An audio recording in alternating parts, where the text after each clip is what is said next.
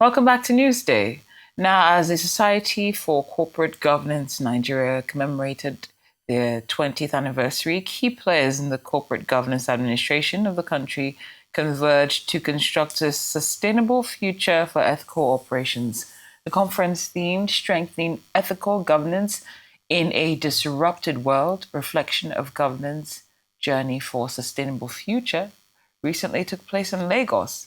Chairman of the Presidential Committee on Fiscal Policy and Tax Reforms, Mr. Taiwo Oyedele, attributed public outcry over recent tax reforms to low tax awareness among citizens, noting that many provisions in the new law stem from older ones.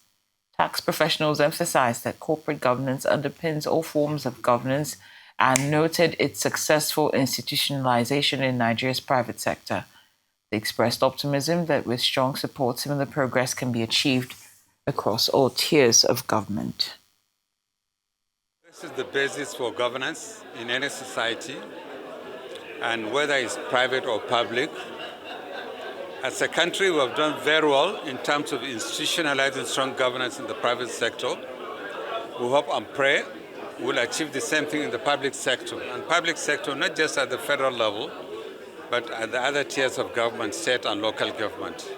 And with the support and encouragement by the various leadership structure, we should be able to institutionalize strong corporate governance. Tax is not the most interesting thing in the world. So in everywhere that you go around the world, tax matters.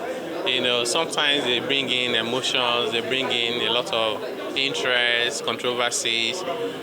But for Nigeria, the level of tax awareness and education is quite low, even among educated people, young people, the elite.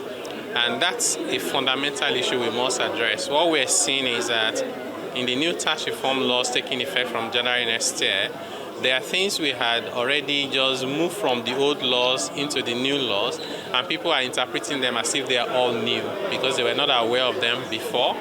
The good side of it is that this reform is helping us to raise that national awareness level, because when it comes to tax matters, beyond revenue generation, it's at the heart of the social contract. If that contract fails or it breaks down, there's no society. Even with all the changes that are happening, ethics remain the bedrock of proper governance. And that is what this theme is about how boards and institutions need to be able to adapt to the changing times while still maintaining the principles and values of ethical governance, because that is really important. That is what is going to sustain institutions, our society, and ultimately the country and the world at large into the future. The honest truth is I think the central bank has been doing a good job.